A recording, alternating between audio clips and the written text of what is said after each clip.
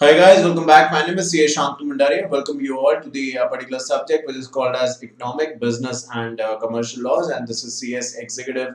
और आप देख रहे हैं paper number 7 which is like तीसरा पेपर है out of the 3 papers. Module second में ये आता है. So उसी के बारे में हम लोग अब बातचीत कर रहे हैं. और जैसे कि आप जानते हैं कि पार्ट फर्स्ट में जो इससे प्रीवियस क्लास आपने देखी, वहाँ पे ना ही हमने सिर्फ इस पूरे सब्जेक्ट को समझने की कोशिश करी कि what is it all about, पर साथ साथ हमने चैप्टर 1 की शुरुआत, जिसको आप RBI reserve bank of India जो है वो कैसे बना और तमाम जो उसके फंक्शंस हैं उसके बारे में थोड़ा सा हमारा डिस्कशन हुआ था as to when it actually got started and how it actually got started. आपको याद होगा मैंने बताया था कि इनिशियली आरबीआई जैसा कुछ भी नहीं था, पर ब्रिटिशर्स को ऐसा लगा कि कुछ एक सेंट्रल बैंक होना चाहिए. सो तब ये जो था वो बनाया गया. और जैसे जब ये बना तो उस समय ये एक प्राइवेट सेक्टर बैंक या कह दीजिए एक प्राइवेट शेयर होल्डर बैंक के तौर पे बनाया गया था. बट जैसे जैसे चीज़ें आगे बढ़ती गई, स्पेशली आफ्टर इंडिपेंडेंस, इसको नेशनलाइज किया गया. And then 1991, as I said in the last class part number 1 में, कि जो 1991 का ईयर था वो बहुत ही ज़्यादा एक इंस्पायरिंग ईयर था फॉर द इंडियन इकोनॉमी. ऐसी चीज़ें वहाँ पे इंडिया को देखने को मिली in terms of the economic, in terms of the financial perspective, जिसने इंडिया की जो कहानी थी, शायद मैं से कहूँ, वो हमेशा के लिए बदल के रख दी. उन तीन चीज़ों का नाम जो 1991 में हुए वो ऐसे है कि लिबरलाइजेशन, ग्लोबलाइजेशन एंड प्राइवेटाइजेशन. इसके बारे में लास्ट क्लास में हमारी बात हो चुकी है. नाउ आज हम जो पार्ट सेकंड है उसकी शुरुआत, तो चैप्टर फर्स्ट ही रहेगा, बट जो पार्ट सेकंड है उसकी शुरुआत हम करने वाले हैं टॉपिक से जिसका नाम है origin of reserve bank of India at glance. तो इसी के बारे में आई सपोज हम लास्ट क्लास में एक दो पॉइंट पढ़ ही रहे थे, बट फिर आगे नहीं बढ़ पाए. बट अब हम यहाँ से फिर से बात करनी स्टार्ट करेंगे. सो ये तो आप समझ ही चुके हैं कि 1926 में एक रिकमेंडेशन आई कि भाई एक सेंट्रल बैंक होना चाहिए. ऑब्वियसली उस समय इंडिया इंडिपेंडेंट नहीं था, तो रॉयल कमीशन जो ब्रिटिशर्स के था उसने ये कहा कि कुछ ऐसा होना चाहिए. मतलब they were not as such concern कि भाई रिजर्व बैंक ही बनाना है, उनको था कि बैंक चाहिए. बिकॉज आज जैसे बैंक है, एटीएम है, मोबाइल है, इंटरनेट है, ये चीजें ना सुनने में नहीं लगती हैं, और अगर कोई नहीं जानता हो इसके बारे में तो मुझे लगता है वो मजाक कर रहा है, क्योंकि इतनी कॉमन हो चुकी हैं चीजें. पर जिस समय की मैं बात कर रहा हूँ, जिस समय की बात यहाँ पे कही जा रही है, उस समय सब कुछ नया था. पता भी नहीं था 1926 में आई सपोज कि इंडिया इंडिपेंडेंट होगा भी, और होगा तो कैसे और कब होगा, है ना. तो 1926 में ये सब चल रहा था. अब 1927 में इस चीज को लेके कि भाई इंडिया में एक सेंट्रल बैंक होना चाहिए, इसको लेके उस समय का पार्लियामेंट या उस समय की जो लेजिस्लेटिव असेंबली थी जो कि कानून वगैरह बनाती थी उस समय के इंडिया के लिए, तो उसमें ये चीज़ पेश करी गई, प्रेजेंट करी गई.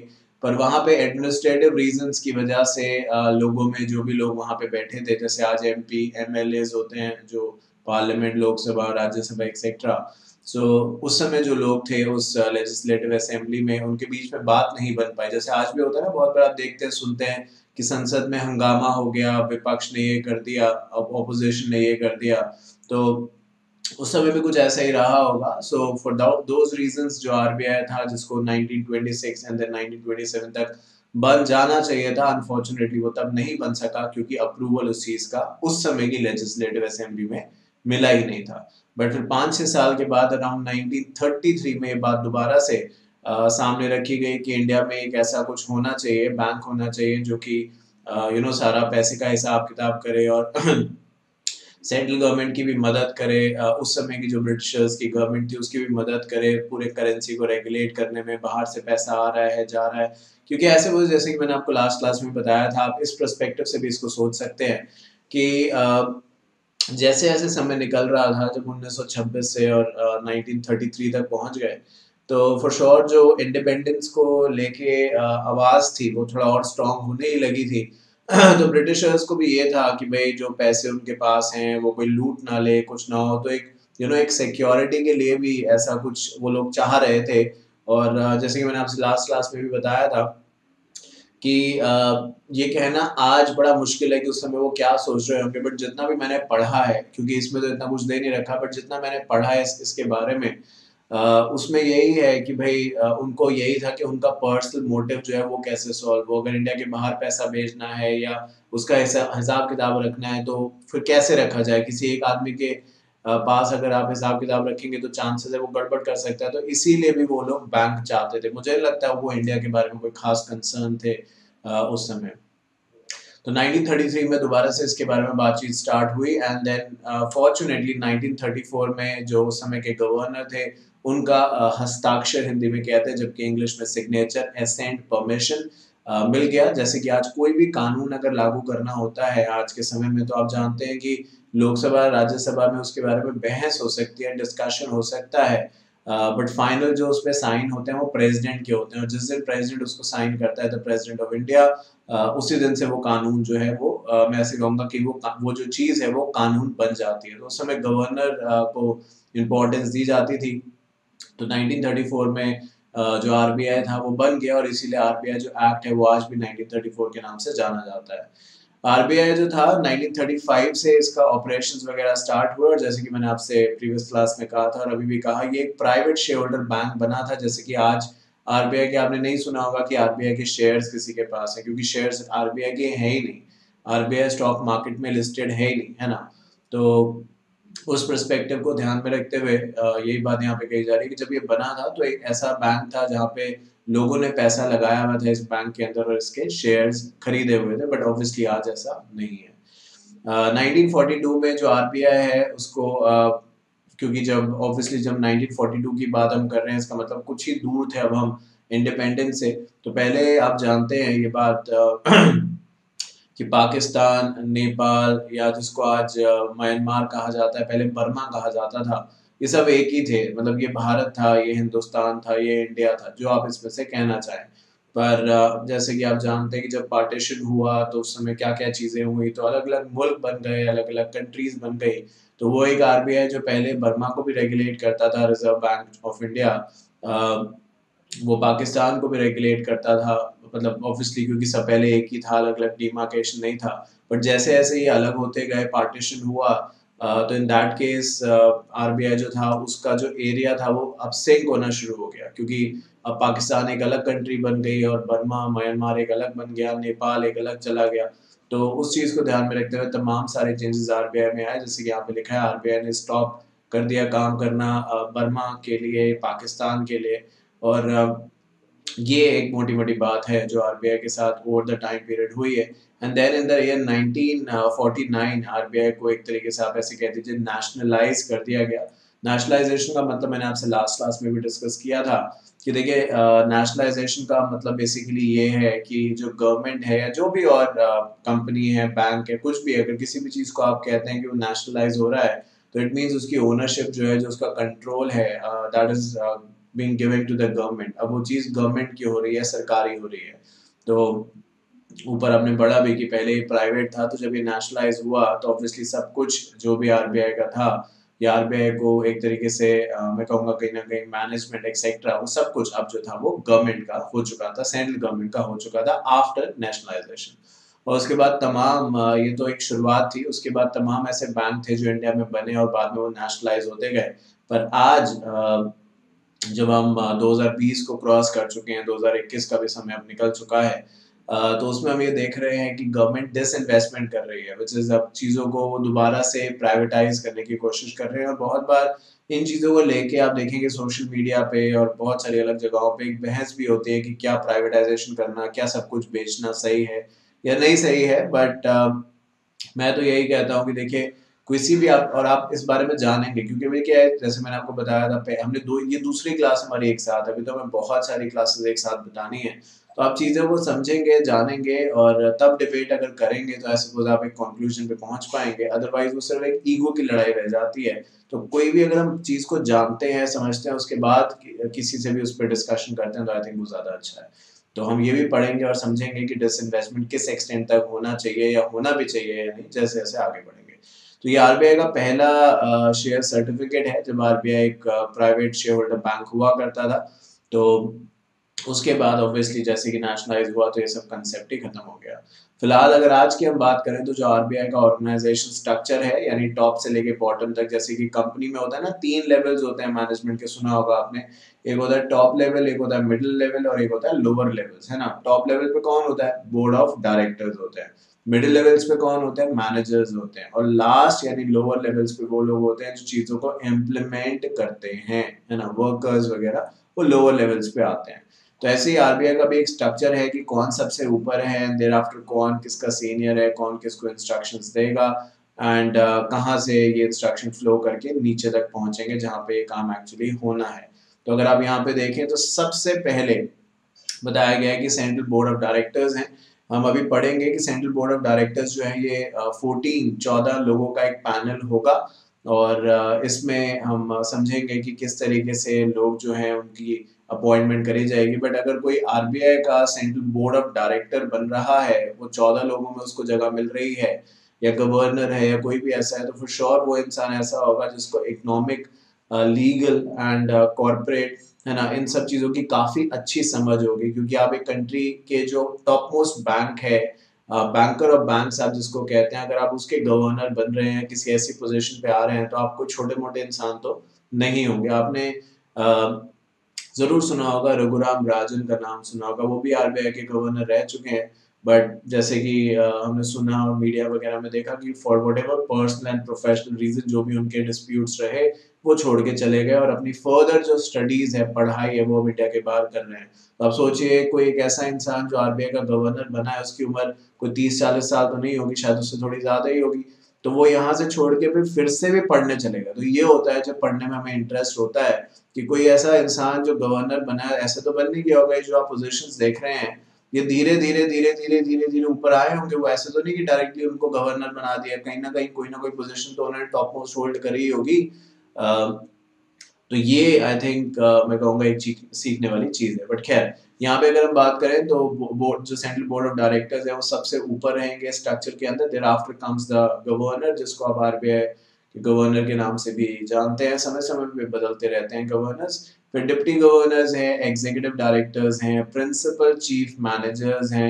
ये सब आपको लर्न नहीं करना है। मतलब आप ये कहें कि सर आप मुझे लर्न करना है, तो आपको लर्न नहीं करना है। अभी आप सिर्फ सुनते जाइए जो जो मैं कह रहा हूँ। एंड wherever you think, जैसे कि मैंने आपसे लास्ट क्लास में रिक्वेस्ट करी थी, wherever you think it is required, तो आप लिख के थोड़े से उसके नोट्स बना लीजिए, वो आपको बहुत हेल्प करने वाले हैं। मैं समझाऊंगा अभी आपको, बट बता रहा हूँ कि अभी सिर्फ आप सुनिए जो जो चीजें मैं कह रहा हूँ। एक बार अभी आप यूज टू हो जाएंगे ना, क्योंकि देखो मेरी आदत क्या है, अभी जब आप ये क्लासेस देख रहे हो ना, भले मैं आपसे बार बार नहीं कहूंगा, बट जब मैंने ये क्लासेस स्टार्ट करी है from the chapter 1 and this is the part second, तो मैंने इसका क्वेश्चन पेपर देख लिया है कि पिछले 10 साल का, 8 साल का, जो भी अवेलेबल था वेबसाइट पे, कि भाई किस तरीके के क्वेश्चंस आ रहे हैं।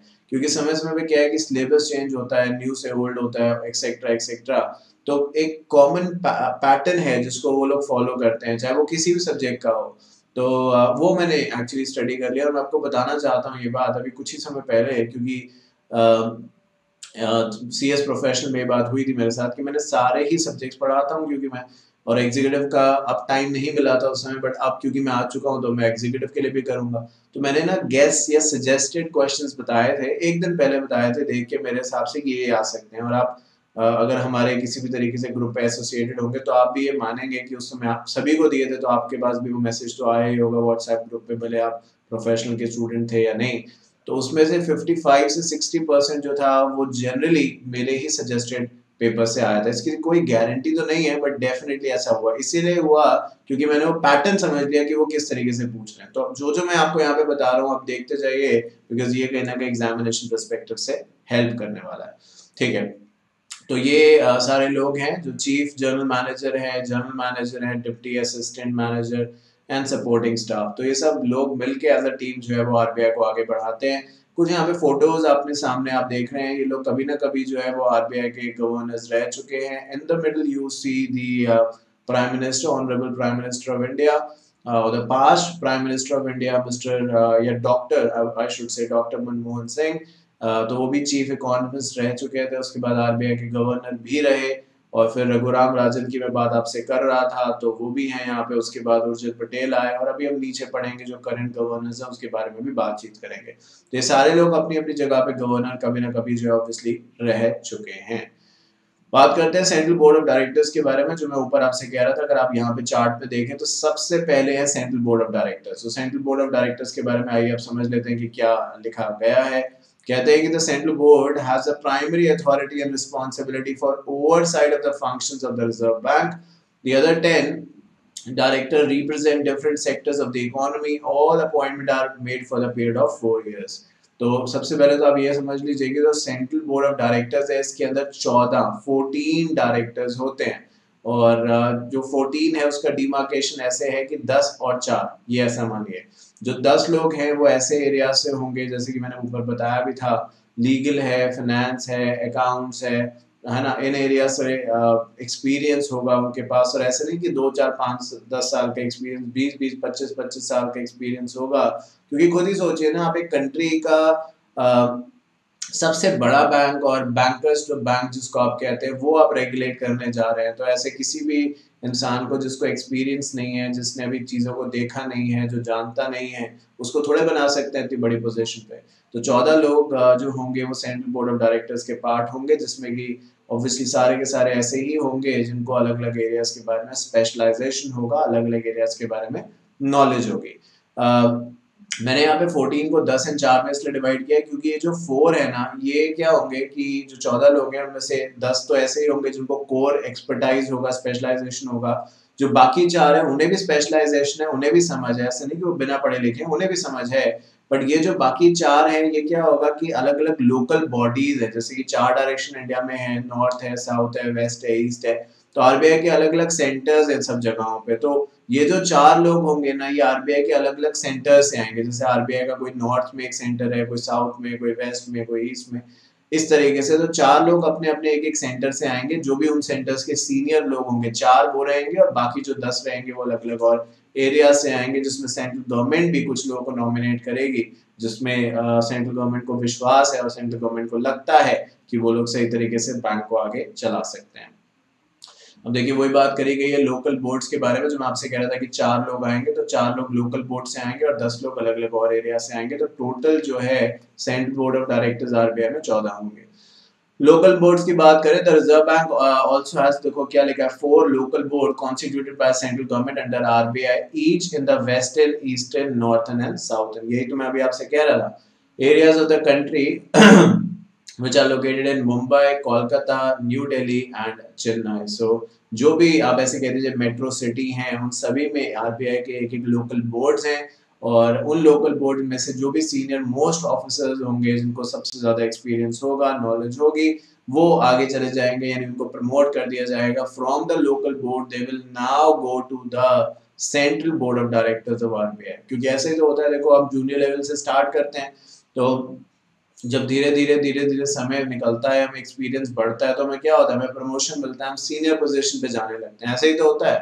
तो यही चीज यहाँ पे भी है कि जो उन लोकल बॉडीज के हेड होंगे, जो आरबीआई की जो 4 डायरेक्शंस में, which is north, south, west, east, इन 4 जगहों पे जो आरबीआई के बड़े बड़े सेंटर्स हैं, वहां पे जो इन बड़े सेंटर्स के सीनियर्स होंगे, वो समय समय पे आरबीआई के जो सेंट्रल बोर्ड ऑफ डायरेक्टर है उसके मेंबर जो है वो बनते रहेंगे। समझ रहे हो आप मेरी बात? जो भी एक बार अपॉइंट होगा सेंट्रल बोर्ड ऑफ डायरेक्टर्स पे आरबीआई के, वो 4 साल तक, जैसे कि यहाँ पे लिखा है, 4 साल तक वो अपना टेन्योर पूरा करेगा। यानी वो 4 साल तक ही सेंट्रल बोर्ड ऑफ डायरेक्टर्स में रह सकते हैं, उसके बाद उन्हें हटना ही पड़ेगा। ऑफिसेज एंड ब्रांचेस के बारे में बात करें तो लिखा है, the reserve bank has a network of office and branches through which it discharges responsibility. The unit operating in 4 metros, which is Mumbai, Kolkata, Delhi, and Chennai, are known as offices, while the units located at other cities and towns are called as branches. So currently, the Reserve Bank has its office, including the branches, at 27 locations. अभी पढ़ रहा हूँ फिर समझाऊंगा। The offices and the larger branches are headed by the senior officer of the rank of Chief General Manager and other senior officials. तो देखिए ये बात तो आप समझ चुके हैं, क्योंकि जो अब हम बात कर रहे हैं, ये हम बात कर रहे हैं कि आरबीआई का आज का स्ट्रक्चर क्या है। ये हम बात तब की नहीं कर रहे जब पहले आरबीआई बना तो क्या था, कैसे था, आज क्या है, क्योंकि पहले तो ये सब थे भी नहीं, दिल्ली, मुंबई, कोलकाता, चेन्नई, ये तो बाद में सब स्टेट्स बनी है और डेवलपमेंट हुआ है। तो जो आज का स्ट्रक्चर है वो जिस तरीके से है कि 14 लोग जो हैं आरबीआई के सेंट्रल बोर्ड ऑफ डायरेक्टर्स का पार्ट होंगे, उनमें से 10 जो हैं वो सेंट्रल गवर्नमेंट या अलग अलग लोग मिलकर नॉमिनेट करेंगे, जो 4 होंगे वो आरबीआई के जो अलग अलग सेंटर्स हैं चारों डायरेक्शन में इंडिया के, वहां से आएंगे। फिर बात हमने करी ऑफिस एंड ब्रांच को लेके, तो यहाँ पे जो दो वर्ड है ऑफिस एंड ब्रांच, मैं कहूंगा कहीं ना कहीं इनको एक अलग रिलेवेंस दी गई है। ये कहने का मतलब इस बात से है कि जब भी आप बात करते हैं ऑफिसेज की, तो बताया गया है कि जो आरबीआई के ऑफिसेज हैं वो अलग अलग जगहों पे हैं और ब्रांचेस भी काफ़ी सारी जगहों पे 27 बताया जा रहा है जगहों पे आरबीआई की ब्रांचेस हैं। और जो भी लोग होंगे इन ऑफिसेज में या ब्रांचेस में, ऑब्वियसली वो आरबीआई के सीनियर ऑफिशियल्स होंगे जो इन ब्रांचेस को चला रहे होंगे। मतलब देखो एक चीज़ होती है, एक अब सुना होगा आपने हेड ऑफिस होता है, बट अगर कोई हेड ऑफिस है किसी कंपनी का तो ऐसा थोड़ा है कि सिर्फ हेड ऑफिस है, ब्रांचेस तो ऑल ओवर इंडिया होती है ना। जैसे कि कंपनीज एक्ट आपने मॉड्यूल 1 में पढ़ा होगा, तो वहां पे आप कहते थे रजिस्टर्ड ऑफिस है कंपनी का, सुना होगा आपने बहुत बार ये वर्ड रजिस्टर्ड ऑफिस। तो अगर रजिस्टर्ड ऑफिस तो एक ही हो सकता है ना, 4 जगह तो रजिस्टर्ड ऑफिस हो नहीं सकता। Registered office the main office address for the company, but बाकी जगह कंपनी अपने ब्रांचेस तो खोल ही सकती है ना। तो ऐसे आरबीआई का हेडक्वार्टर एक जगह है, बट थ्रू आउट इंडिया उसकी अलग अलग ब्रांचेस हैं जिसके जरिए वो लोग काम करते हैं। गवर्नर एंड डिप्टी गवर्नर के बारे में बात करें, so here is the current governor of RBI. जब आप देख रहे होंगे क्लासेस में भी ये चेंज हो जाए, क्योंकि ये समय समय पे चेंज होते रहते हैं। So in the picture you can see the governor, आपको शायद ये बोर्ड भी दिख रहा होगा यहाँ पे, कुछ अगर थोड़ा सा दिख रहा हो, लिखा है गवर्नर करके, अगर आप देख पा रहे हो तो इस तरीके से। और यहाँ पे भी लिखा हुआ है उप गवर्नर यानी deputy governor. So governors and जो डिप्टी गवर्नर है मिलके ये आरबीआई ऑब्वियसली चलाते हैं। ये कोई एक 1% रोल कभी भी हो नहीं सकता, तो उसी के बारे में बात करेंगे। The governor is the reserve bank chief executive. The governor supervise and direct the affairs of the business of RBI. The management team also include deputy governor, executive directors. The governor, governors devote their whole time to the affairs of the bank and receive salaries and allowances as determined by the central board with the approval of central government. देखिए एक चीज अच्छी तरीके से आपको समझ लेनी है कि सबसे ऊपर अगर आरबीआई में कोई है तो वो है सेंट्रल बोर्ड ऑफ डायरेक्टर्स। अगर आप चाहें तो ये चार्ट दोबारा भी देख सकते हैं, कोई स्क्रॉल करने में दिक्कत नहीं है, आप ये देख सकते हैं। तो यहाँ पे लिखा है सेंट्रल बोर्ड ऑफ डायरेक्टर्स, अगर आप देख पा रहे हो तो this is the central board of directors, है ना। सबसे ऊपर ये है, उसके बाद आते हैं गवर्नर। तो सेंट्रल बोर्ड ऑफ डायरेक्टर्स जो है वो तो खैर बहुत सारे लोग मिलके, क्योंकि डायरेक्टर्स का जब आप वर्ड यूज करते हैं तो आप किसी एक बंदे को डायरेक्टर्स नहीं कह सकते। डायरेक्टर तभी आप वर्ड यूज करते हैं जब एक से ज्यादा लोग होते हैं। तो ये सबसे ऊपर है। और उसके बाद सेंट्रल बोर्ड ऑफ डायरेक्टर्स के बाद अगर मैं ऐसे कहूँ कि किसी के हाथ में सबसे ज्यादा पावर है तो वो गवर्नर है, and then obviously deputy governors है। तो जो गवर्नर है, डिप्टी गवर्नर है, आप ऐसे मान के चलिए जो पूरा आरबीआई का फंक्शनैलिटी है वो इन्हीं के कंधों पे है, इन्हीं की जिम्मेदारी है कि उसको सही तरीके से ये आगे बढ़ाएं। और ये पूरा का पूरा समय जो है governor and the deputy governor ये आरबीआई के फंक्शनैलिटी में ही गुजारते हैं, विच इज कि आरबीआई जो है सही तरीके से काम कर रहा है नहीं कर रहा है। एंड नॉट जस्ट आरबीआई, मैं ऐसा भी कहूंगा आरबीआई के अंदर तमाम बैंक्स आते हैं, क्योंकि RBI is called as banker of banks. तो जो आरबीआई के कंट्रोल में सारे बैंक्स आते हैं वो सही काम कर रहे हैं नहीं कर रहे हैं एक्सेट्रा, ये सब चीजें जो है वो गवर्नर के प्रीव्यू में आती हैं या फिर ऑब्वियसली डिप्टी गवर्नर के प्रीव्यू में आते हैं। तो वही बात जो है वो यहाँ पे कही गई है। अब बात करते हैं functions of reserve bank of India कि रिजर्व बैंक ऑफ इंडिया के आखिरकार फंक्शंस हैं क्या। तो देखिए फंक्शंस तो बहुत सारे हैं, एक एक करके हम बातचीत आज यहाँ पे करनी स्टार्ट करेंगे। पर ये एक चार्ट के जरिए भी आपको दिखाने की कोशिश करेंगे कि ऑब्वियसली आप जानते हैं जो नोट प्रिंटिंग का काम है वो आरबीआई करता है, और RBI bankers to the government है। सेंट्रल गवर्नमेंट को पैसे की जरूरत रहती है तो आरबीआई मदद करता है पैसों की। फॉरेन एक्सचेंज की, अगर आप कभी भी इंडिया के बाहर ट्रैवल कर रहे हो या इंडिया के बाहर से इंडिया आए हैं तो आई एम श्योर ये बात आप जानते हैं कि जैसे आप इंडिया से यूएस ट्रैवल कर रहे हैं, यूनाइटेड स्टेट्स ट्रैवल कर रहे हैं, कोई भी और कंट्री ट्रैवल कर रहे हैं तो ये बात तो आप जानते हैं कि हर जगह आईएनआर नहीं चलता, इंडियन रुपी नहीं चलता है ना। तो कहीं डॉलर चलता है तो कुछ कहीं और चलता है, यूरो चलता है, कुछ भी है।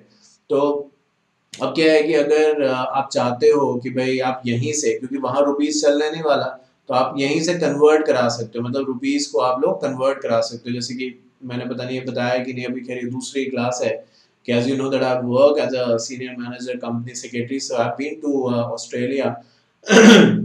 सिडनी का नाम सुना होगा आपने, मेलबर्न का नाम सुना होगा, पता नहीं ब्रिस्बेन का भी शायद सुना हो सकता है। तो तमाम जगहों पे अपनी कंपनी की तरफ से जा चुका हूँ और सारा ही खर्चा ऑब्वियसली कंपनी ने बेयर किया था।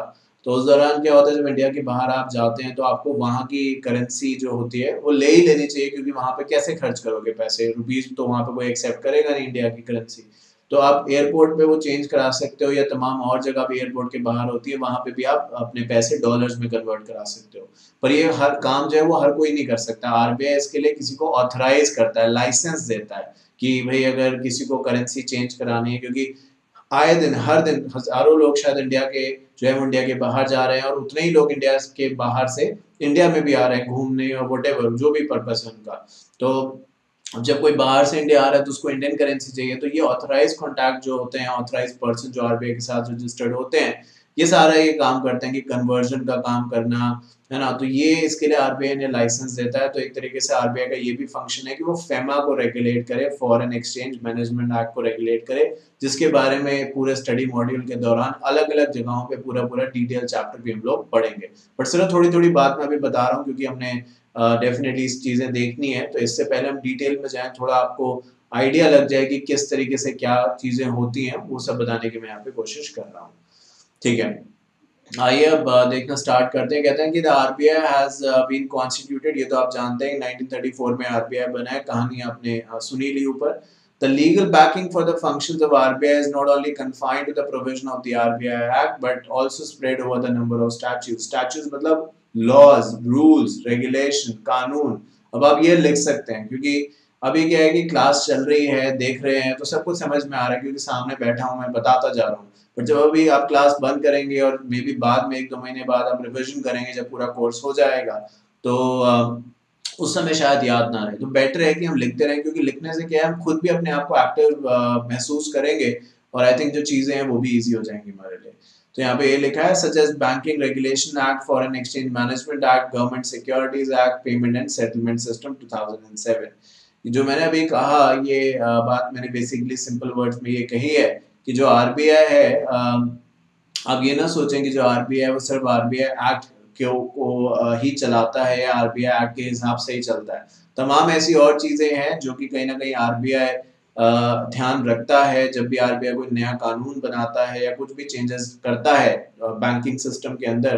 तो बैंकिंग रेगुलेशन एक्ट एक एक्ट है, उसका ध्यान रखना पड़ता है। फॉरेन एक्सचेंज जो मैंने आपको बताया कि भाई कैसे इंडिया के बाहर से पैसा आएगा जाएगा, कौन कन्वर्ट करेगा, कैसे क्या, क्योंकि ऐसा नहीं कि आपने कन्वर्ट कर दिया बस, इसकी पूरी इंफॉर्मेशन आरबीआई को जाती है कि आपने कौन सी कंट्री का किस बंदे से, क्योंकि जिसका भी आप ये कन्वर्ट, अगर मैं अपना कन्वर्जन कराऊंगा ना तो मुझे पासपोर्ट दिखाना पड़ेगा अपना, तो वो मेरी पूरी डिटेल्स नोट डाउन करेंगे कि भाई मैंने इतने पैसे इस एयरपोर्ट पे कन्वर्ट कराए और इसके बदले मुझे इतने मिले। यानी मैंने अगर मान लो 10,000 रुपए थे मेरे पास, तो मैंने डॉलर्स में कन्वर्ट कराया यूएस डॉलर में, तो मुझे इतने डॉलर दिए गए, साइन वगैरह कराएंगे वो मुझसे इन सब चीज़ों के बारे में। तो ये सारी रिपोर्ट आरबीआई को फाइल होती है क्योंकि वो जानना चाहता है कि कौन कितना कन्वर्ट करा रहा है, और इनकम टैक्स का भी इससे रिलेशन रहता है। तो इसी को लेके कहा गया है कि आप इसको ये ना समझें कि आरबीआई सिर्फ आरबीआई एक्ट को चला रहा है या उसके हिसाब से चल रहा है, तमाम और एक्ट्स हैं जिसको आरबीआई अपने साथ चलाता है। आरबीआई के बारे में जब बात करते हैं तो कहते हैं the purpose for which reserve bank of India established as India central bank have spelled out the preamble which state as follows. So preamble मतलब इंट्रोडक्शन, या यूं कह दीजिए पर्पस किसी भी चीज को बनाने का।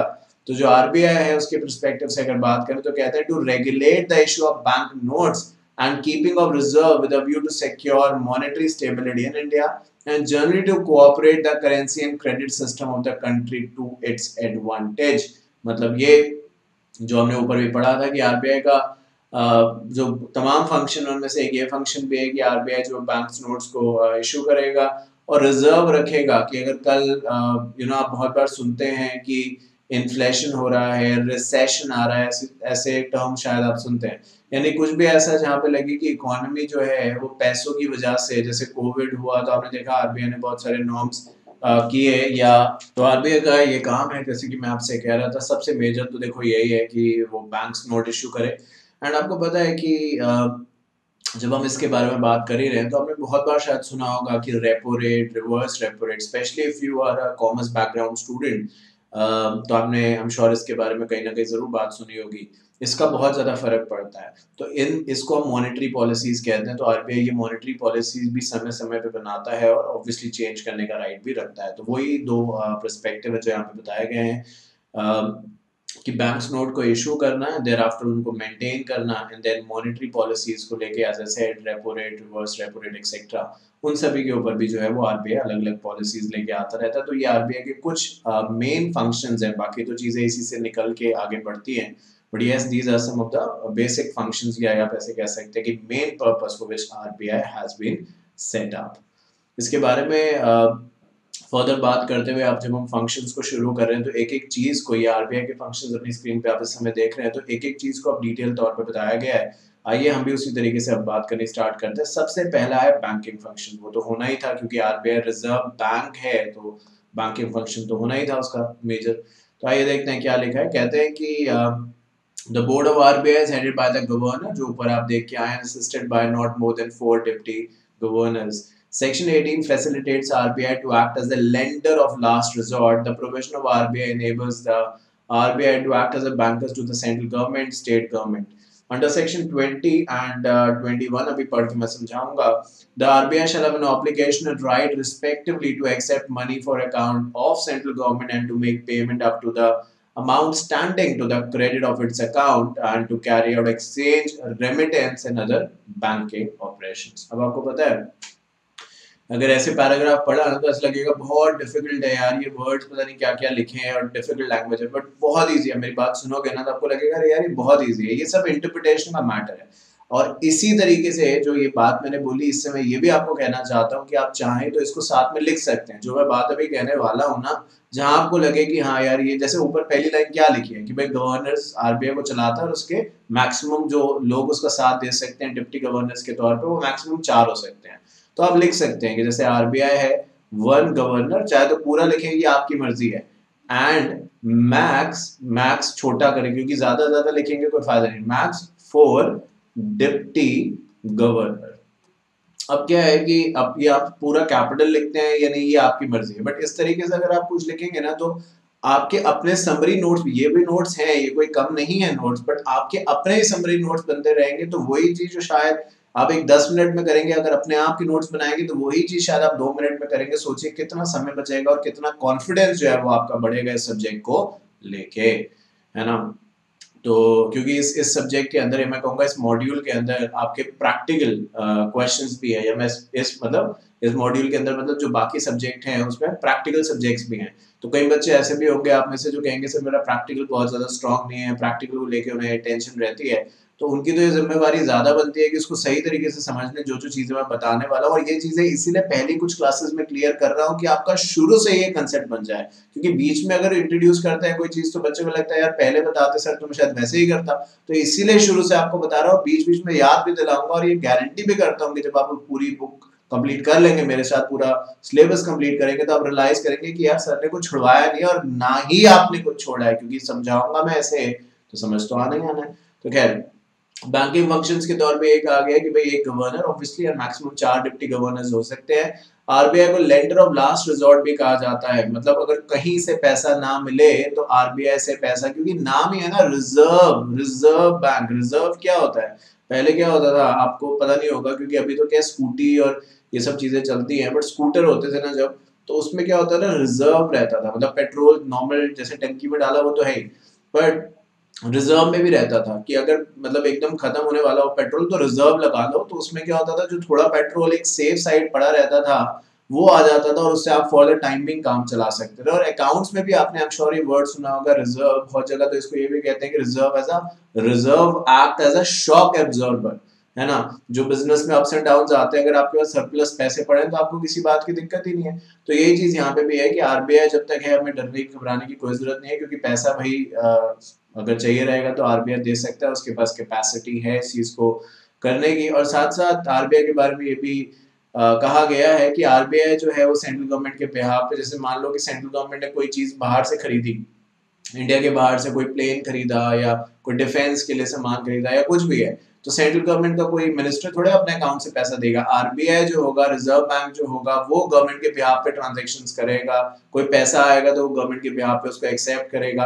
तो ये तमाम वो चीजें हैं जो आरबीआई कर सकता है for the behalf of the government. But ध्यान रखें, दोबारा से रिपीट करता हूँ, ध्यान रखें ये बात कि आरबीआई जो है वो इंडिविजुअल यानी मेरे आपके कंपनी किसी भी कंपनी के लिए काम नहीं करता। आरबीआई के पास किसी भी नॉर्मल मेरे या आप जैसे या किसी भी और इंसान का किसी भी बड़ी से बड़ी कंपनी का अकाउंट नहीं होता, नहीं होता। आरबीआई का काम ये है ही नहीं। आरबीआई का काम है दूसरों को सुपरवाइज करना, ना कि खुद का बैंकिंग बिजनेस करना। मेरी बात समझ रहे हैं आप? तो वो बात यहाँ पे कही गई है।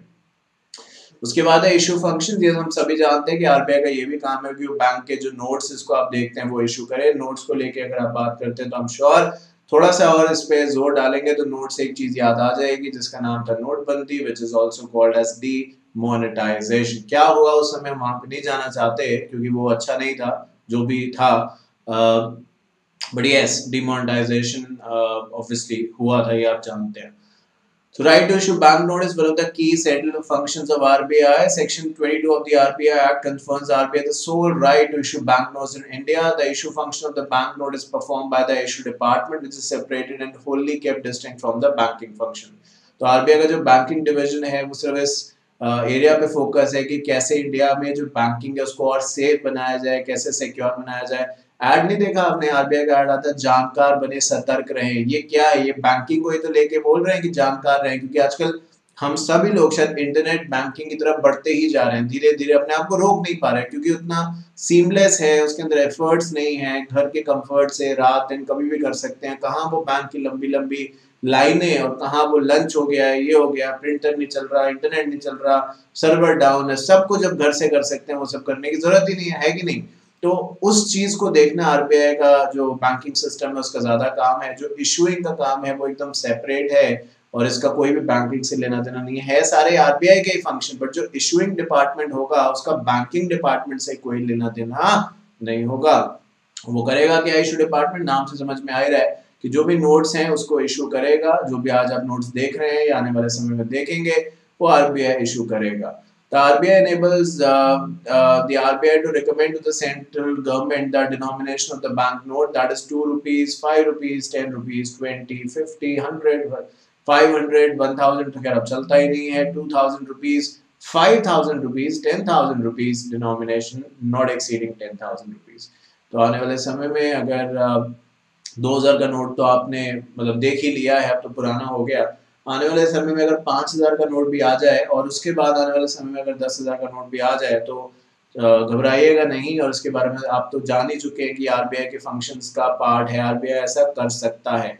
और ये कितनी कमाल बात है कि आज 1000 का नोट नहीं है, 2000 का नोट है। मतलब ये ठीक है, अब हम शायद यूज टू हो गए हैं उस चीज के, बट आई थिंक कि थोड़ा सा ये अलग है कि 500 के बाद सीधा 2000, बल्कि इससे तो मैं ये मानता हूँ एटलीस्ट कि इससे तो ब्लैक मनी और ज्यादा बढ़ेगा। क्योंकि भाई मतलब अगर किसी को पहले 1 लाख रुपए देने थे ब्लैक मनी के तौर पे तो 1000 के 100 नोट आपने देने थे। अब 2000 के तो 50 नोट देगा, 50 नोट तो 15 नोट इधर, 15 उधर, 15 इधर, पता भी नहीं चलेंगे शायद, दिखेगा भी नहीं ना इतना ज्यादा।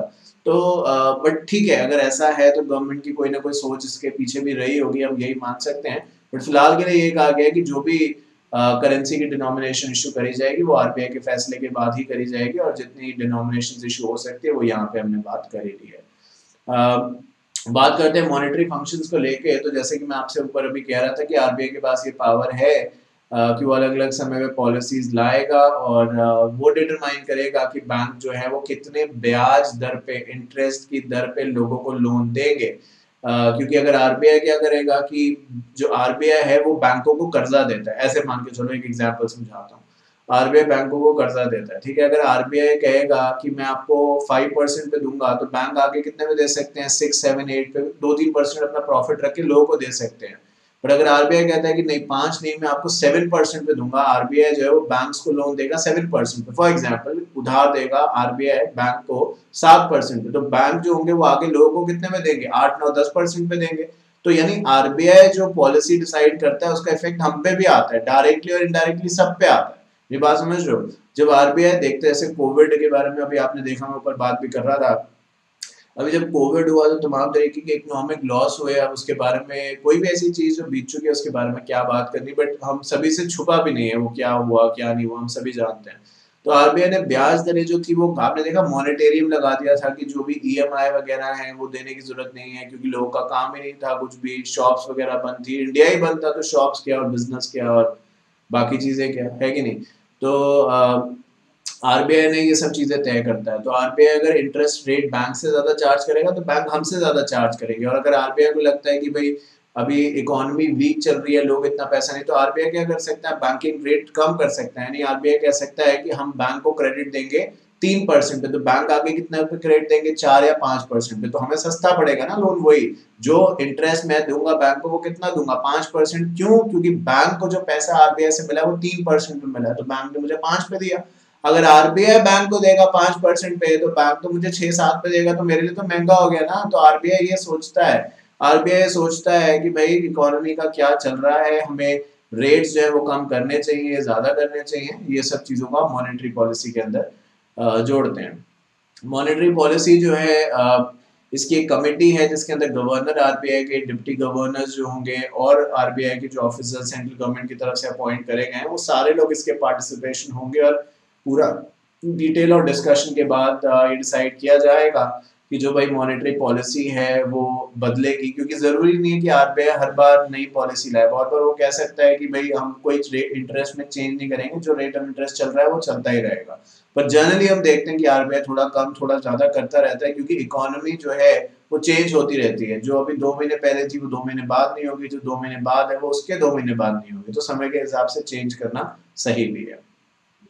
तो कहते हैं, the monetary policy committee has been entrusted with a statutory duty to determine the policy rate required to achieve the inflation target. The decision of the monetary policy committee is binding on RBI, and RBI is required to publish a document explaining the steps to be taken to implement the decision of the monetary policy. तो RBI की जिम्मेदारी है कि समय समय पे, जैसे कि मैंने अभी आपसे कहा, इन्फ्लेशन को ध्यान में रखते हुए, महंगाई को ध्यान में रखते हुए चीज़ों को रेगुलेट करें। अगर आरबीआई को लगता है कि महंगाई बहुत ज़्यादा बढ़ रही है, अब देखो क्या है कि अगर आरबीआई चाहता है कि लोग खर्च करें, पैसा खर्च करें, तो क्या करेगा, सस्ता ब्याज देगा, सस्ता मैं कहूँगा क्रेडिट देगा, सस्ता उधार देगा। अब जब आरबीआई बैंकों को सस्ता उधार देगा तो बैंक मुझे और आपको सस्ता उधार देंगे। जब हमें सस्ता उधार मिलेगा तो हम ज़्यादा खर्च करेंगे। कोई चीज़ अगर 100 रुपए की है और वही चीज़ 50 रुपए की है, तो जब 100 की होगी तो उसकी जो कहीं ना कहीं डिमांड होगी वो थोड़ी कम हो जाएगी, थोड़ी तो कम होगी। हो सकता है कुछ लोगों को फर्क नहीं पड़ेगा वो 100 की है कितने की, वो तो फिर भी उतना ही खरीदेंगे। तो कुछ ऐसे हो सकते हैं जिनका बजट अलाउ नहीं करता, जब 50 की हो जाएगी तो ज्यादा डिमांड बढ़ जाएगी। समझ रहे हो मेरी बात? तो वैसे ही जो है वो यहाँ पे आरबीआई सिचुएशन और समय के हिसाब से चीजों को चेंज करता रहता है। बात करते हैं पब्लिक डेट फंक्शन के बारे में। The parliament of India has enacted government security act 2006 with the objective to consolidate and amend the law relating to government securities and its management by reserve bank of India. The GS, which is Government Security Act, applies to the government security created and issued by the central government or state government. The GS Act, अभी पढ़ रहा हूँ फिर समझाऊंगा, prescribe the procedure and modalities to be followed by RBI in management of the public debt.